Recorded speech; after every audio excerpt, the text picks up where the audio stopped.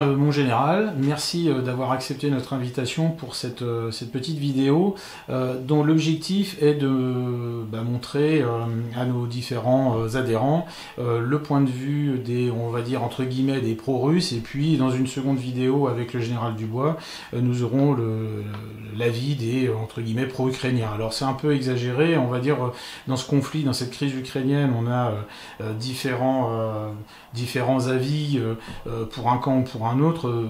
L'objectif de Place d'Armes n'est pas de diviser nos adhérents, mais plutôt de faire le point sur un an de crise ukrainienne et bien de savoir si nos gouvernants sont à la hauteur de leurs tâches. Et compte tenu des différents mouvements internationaux, les derniers en date étant l'intervention de notre président en Chine, on peut éventuellement en douter. Donc merci à vous d'avoir accepté. Et on va rentrer tout de suite dans le vif du sujet avec une première question. D'abord, permettez-moi de saluer les auditeurs de Place d'Armes. Et je ne me situe ni pro-russe ni pro-OTAN, je me situe pro-France. Très bien, oui, c'est comme nous tous. Première question, quel était votre état d'esprit avant le début du conflit, donc le 24 février 2022, alors au début de l'agression russe, notamment donc, suite aux différentes actions entreprises par notre gouvernement vis-à-vis de la diplomatie russe pour tenter de résoudre de différentes façons pacifiques. Avez-vous cru à la démarche du président Macron? Alors, sans entrer dans le détail de l'histoire de l'Ukraine ou des négociations qui ont pu avoir lieu, dont je ne suis pas spécialiste, Mme Merkel et M. François Hollande, ancien président de la République, ont dit clairement que les accords de Minsk, quel que soit l'intérêt qu'on leur porte, ont été en fait de la poudre aux yeux et qu'ils ont voulu gagner du temps. Gagner du temps pourquoi? Apparemment, autant que je sache, pour que l'Ouest, c'est-à-dire l'OTAN, c'est-à-dire le bras armé des États-Unis, soit en bonne position pour poursuivre des objectifs qui n'ont pas forcément été déclarés publiquement. Très bien. Alors, donc l'origine du conflit, elle remonte au-delà d'un an. On est bien d'accord. Ces accords de Minsk, ok, très bien, est-ce qu'ils sont écrits oraux, peu importe. En tout cas, il y a eu un jeu de dupes qui s'est instauré et dont on subit aujourd'hui en définitive les conséquences. C'est bien ça. Voilà. Alors, évidemment, dire que la Russie a été l'agresseur, c'est vrai. Je rappellerai simplement que le 3 septembre 1939, la France a déclaré la guerre à l'Allemagne. Autrement dit, pour comprendre un événement, il est toujours important de s'intéresser aux causes de l'événement. On peut avoir le même raisonnement avec ce qui s'est passé en Ukraine. Pouvez-vous nous décrire la position de la France et de l'Union européenne dans ce conflit, alors vis-à-vis des Russes d'un côté, vis-à-vis de l'OTAN? Quelle est notre doctrine si jamais on en a une? L'objectif de la position de la France. Ah oui, d'accord. Bon. Première question, est-ce que l'Ukraine fait partie de l'Union européenne? Non. Est-ce que l'Ukraine est dans l'OTAN? Non. Est-ce que nous avons des accords de défense avec l'Ukraine? À ma connaissance, non. Est-ce que nous avons des intérêts vitaux? Parce que des intérêts, la France en a dans tous les pays du monde. Je ne crois pas. En tout cas, pas à la hauteur du tiers des terres agricoles qui ont été achetées par les États-Unis, par exemple. Donc, je pense que la France n'avait aucun intérêt et aucune raison d'intervenir en Ukraine. Donc nous serions quelque part un petit peu pilotés par l'OTAN, et derrière l'OTAN, donc les États-Unis. La question de l'OTAN. Qu'on soit pour ou contre, le fait est que les dividendes de la paix nous ont éloignés de l'effort de défense que nous aurions dû poursuivre. On s'est gentiment bercé dans l'illusion qu'on pouvait s'en remettre aux Américains.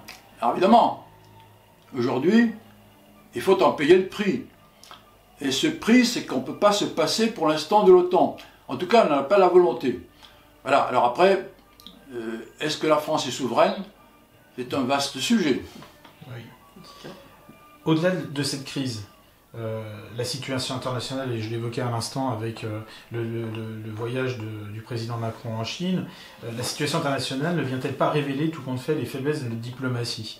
On a subi plusieurs revers, que ce soit donc là dernièrement en Chine, là en Afrique, nous reculons un petit peu partout dans le monde. Et notre voix, qui était autrefois écoutée, vraisemblablement ne l'est plus.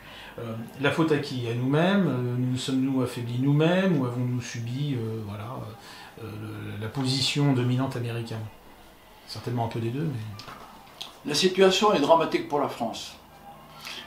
Est-ce que notre président défend vraiment les intérêts de la France? On a pu constater à maintes reprises qu'il s'était ridiculisé, discrédité, et en même temps il a ridiculisé, discrédité les fonctions qu'il occupe, mais la voix de la France, c'est dramatique. Alors, en Afrique, on sait dans quelles conditions nous avons quitté le Mali. J'ai eu très mal lorsque j'ai appris que le Gabon et le Togo avaient demandé à entrer dans le Commonwealth. Évidemment, on peut toujours accuser d'autres de prendre notre place, les Russes, les Chinois, les Américains, mais si nous avions été dignes des positions que nous avions, bien nous y serions toujours. Les dernières prestations de notre président, j'ai presque honte d'en parler, au Qatar, lors de la finale de foot, la Coupe du Monde de foot, ou en Afrique. Je crois que tout le monde est au courant de la manière dont ça s'est passé.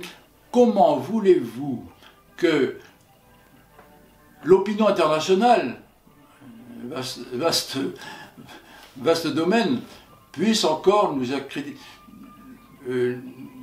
porter quelques crédits?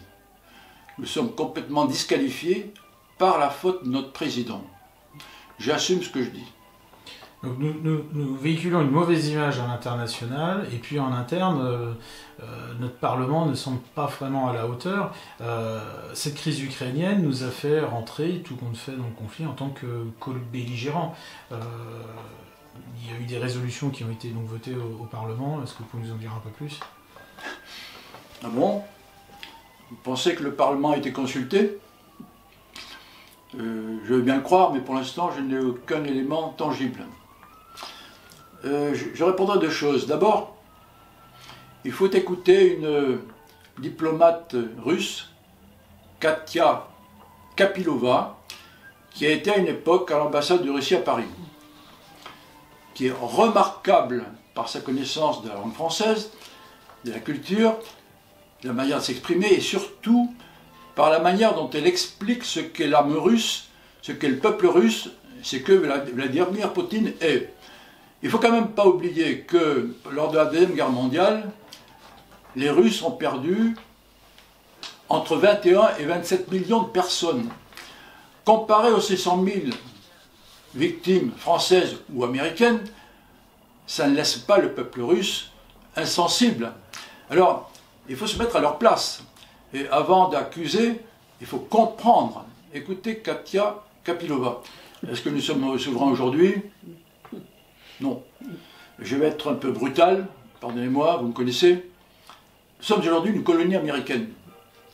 Pas une colonie au sens, vous l'entendez au XIXe siècle, les Américains ne sont pas présents avec des armes sur notre sol, mais nous sommes une colonie au plan économique. Et c'est justement le but des Américains que de garder sous leur coupe une Europe divisée, avec une Allemagne qui tire de son côté, une Allemagne... On parle souvent du couple franco-allemand, c'est une notion franco-française qui n'a aucun sens au-delà du Rhin et de la Manche. Ça n'existe que dans certains médias français qui flattent nos gouvernants à la botte de qui ils sont. Voilà. Alors la souveraineté est tout à fait illusoire. Est-ce qu'on a la possibilité de décider nous-mêmes des mesures qui nous permettront d'assumer notre destin? Poser la question, c'est déjà y répondre. Je n'irai pas plus loin. Notre ministre de l'économie, Bruno Le Maire, voulait mettre l'économie russe à genoux. On voit qu'aujourd'hui, depuis bonne année, si ce n'est un petit peu plus. La France connaît de vraies difficultés, d'abord économiques, puis qui vont avoir des conséquences au niveau social. Il semble que la Russie soit mieux dotée et subisse mieux cette crise que nous. Alors, sans porter de jugement de valeur ou de faire de pronostics, j'aimerais bien avoir un président qui défende la France, comme la Russie, un président qui défend la Russie. Et peut-être aussi, comme l'Ukraine, un président qui défend l'Ukraine. Ceci étant, vous soulevez la question des sanctions. Je vois 10 types de sanctions. Les sanctions économiques. Alors, pardonnez-moi une image, mais si le prix Nobel de farce et attrape existait, notre ministre de l'économie et des finances serait mobilisé tout de suite. Et il prétendait mettre l'économie russe à genoux, grâce à nos sanctions. Regardez les résultats. Le peuple de France est dans la rue. Je ne vais pas faire un dessin. Les Américains nous avaient interdit d'acheter l'énergie russe, nous proposant leur gaz de schiste 4 fois plus cher. Mais aujourd'hui, il faut savoir que le pétrole russe arrive chez nous via l'Inde. Ça m'a été confirmé par mon livreur de fioul la semaine dernière. À un prix hautement supérieur à celui auquel on l'aurait payé si les relations étaient normales. Donc les sanctions économiques, c'est une fumisterie, ça se retourne contre nous et tout le monde peut le constater. Alors il y a un deuxième type de sanctions, ce sont les sanctions militaires. Que pouvons-nous faire contre la Russie? Il ne s'agit pas de rêver. Sanctions militaires sur le terrain. Le général de Villiers lui-même, ancien chef d'état-major des armées, a dit que l'armée française était à l'état échantillonnaire. Nous avons une excellente armée, mais depuis que je suis soldat, le format est toujours plus ramassé, percutant, mais aujourd'hui, il est tellement percutant qu'il n'y a plus grand-chose derrière. Alors ensuite, il y a donc au plan conventionnel, on ne pèse pas lourd, on ne fait pas le poids vis-à-vis des Russes. Ensuite, évidemment, il y a la question de la nucléarisation. Je n'y crois pas, pourquoi? Parce que nous n'avons, nous, que du nucléaire stratégique. C'est-à-dire que si la guerre nucléaire est engagée, les deux côtés sont vitrifiés. Nous, entièrement, la Russie, partiellement. Mais les dommages qui seraient infligés à la Russie, dans l'hypothèse d'un conflit avec la Russie, rendraient la Russie trop affaiblie pour qu'elle puisse continuer à tenir, si vous voulez, sa position par rapport aux concurrents qui marquent des points ou qui compteraient les points. Les États-Unis, la Chine, l'Inde. Donc le nucléaire, je n'y crois pas. Évidemment, il y a de la gesticulation, des provocations. Souvenons-nous du Premier ministre Johnson, etc. Maintenant, il y a les armes intermédiaires. Alors, les Russes ont des armes qui sont les seuls à détenir. S'ils frappaient, je n'y crois pas non plus. Est-ce que Poutine a eu l'intention de venir se tremper les pieds dans la Manche de l'Atlantique? À quoi bon? L'arme hypersonique est détenue par la Russie seule. Que pourrions-nous faire? Rien. En tout cas, autant, mais pas plus que le Japon, lorsque le 6 juin 1944 a été frappé par une bombe atomique à Hiroshima et 3 jours après à Nagasaki. C'est-à-dire que nous n'avons pas de moyens militaires à la hauteur de l'arme hypersonique. En conclusion, ça n'engage que moi, au plan conventionnel, nous ne faisons pas le poids, d'autant qu'on peut tenir sur quelques dizaines de kilomètres un front avec des canons dont le régiment le plus proche de chez moi n'en a plus. À l'échelon nucléaire, je n'y crois pas, et à l'échelon intermédiaire, nous n'avons pas de riposte possible. C'est peut-être un peu réducteur, c'est ce que je pense, Je m'en tiendrai ça. Alors, est-ce que vous avez des retours justement de l'armée d'active par rapport à à tout ce qui a été fait justement, donc les envois de canons, on a un peu déshabillé notre armée. Est-ce que c'est bien vécu? Est-ce que on mise sur justement cette nouvelle loi de programmation militaire en se disant bah, après tout il y a 400 milliards qui vont bientôt être débloqués et on va pouvoir se refaire la cerise? Comment c'est vécu? Les promesses n'engagent que ceux qui les entendent, c'est pas moi qui le dis. En 2002-2003, le code pénal a été révisé. Et de mémoire, 2 articles, 411 et quelques, 411 un peu plus, ont été votés et par ces articles, l'enfant s'interdisait de donner à quelque puissance que ce soit des moyens militaires en les prélevant sur nos propres forces. C'est-à-dire qu'on n'avait pas le droit, on s'interdisait d'affaiblir notre défense au profit des puissances étrangères. Le 30 novembre dernier, je m'en souviens, c'est le jour de la Saint-André, l'Assemblée nationale votait une résolution d'une 40aine d'articles qui concernait l'aide que la France pouvait apporter à l'Ukraine. Dans 2 de ces articles, elle invitait l'Union européenne à aider l'Ukraine militairement, et par l'autre article, elle invitait le Parlement à aider l'Ukraine également militairement. Formellement, les députés n'ont pas décidé d'affaiblir notre propre défense. Alors, à hauteur de 300 députés, à part un qui s'est trompé de bouton, une très grande majorité a voté pour ces dispositions. Sauf que, on sait d'où viennent une partie des matériels qui ont été cédés à l'Ukraine. C'est-à-dire que ces députés, n'ayant pas réagi, se sont rendus complices d'une violation d'une loi qu'ils avaient eux-mêmes votée et d'un affaiblissement de l'armée française dont nous n'avons pas besoin. Alors, à quoi sert le Parlement? Je me souviens que, à l'issue des dernières législatives, notre président a dit qu'on était dans le bizarre quand il a vu qu'il n'avait plus l'Assemblée et il n'avait plus la majorité absolue à l'Assemblée nationale. Peut-être s'était-il trop habitué à faire ce qu'il voulait. On me dirait qu'il continue de le faire. Bon, donc le Parlement, je n'y crois pas trop, et malgré les quelques turbulences que nous constatons aujourd'hui, ce n'est que de l'enfumage de mon point de vue.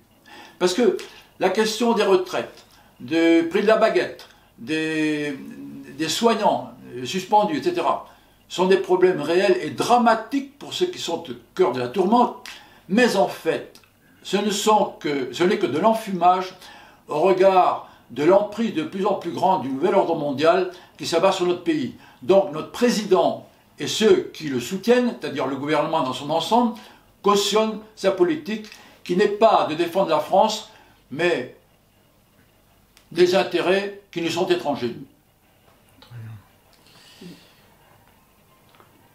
Est-ce que, dans le cadre de ce conflit, on pourrait craindre un effet domino? C'est un des arguments qui est avancé par les gens qui, on va dire, défendent la position ukrainienne en disant, bah, après tout, si l'Ukraine tombe, demain il y aura la Pologne, et puis pourquoi pas, j'en sais rien, la Hongrie, jusqu'à arriver aux portes de la France. Généralement, il s'appuie sur l'histoire. Alors, l'histoire ne resserre pas les plats, mais il s'appuie sur l'histoire en évoquant la Tchécoslovaquie en 1938. Donc, c'est une question peut-être un peu brutale, mais est-ce que Poutine est Hitler? Ah. Écoutez Katia Kapilova. Poutine, oui, ancien, le temps qu'on a du KGB, etc., j'en passais des meilleurs. L'URSS a vécu. Est-ce qu'on a vraiment observé et surtout entendu ce qui se passait en Russie? Est-ce que l'OTAN, qui est une structure défensive, en a tiré des enseignements? Et nous-mêmes, nous sommes endormis sur, j'en ai parlé tout à l'heure, sur l'OTAN. Bon, mais Poutine, il défend son pays. Qu'est-ce que vous voulez qu'il vienne faire chez nous? Est-ce qu'on peut comparer notre situation à celle de la Tchécoslovaquie ou de la Pologne? Non, Poutine, il veut préserver les intérêts des russophones qui sont en Ukraine. Si on se tourne un peu vers l'histoire de l'Ukraine, la Crimée, le Donbass, etc., on voit bien qu'il y a de vrais Russes. Souvenons-nous de l'Alsace-Moselle. Bon, tant est qu'on puisse comparer les deux situations. Bon, moi je ne le crois pas du tout. Poutine, il a des objectifs qu'on lui prête, qui ne sont pas forcément avoués ni prouvés. En revanche, on n'écoute pas ce qu'il dit. C'est bien dommage. En fait, si je comprends bien, tout compte fait, les pro-russes, on va dire les Français qui seraient davantage enclins à écouter la parole russe, ne seraient-ils pas tout simplement des patriotes? Est-ce qu'on n'a pas la nostalgie de cette France souveraine?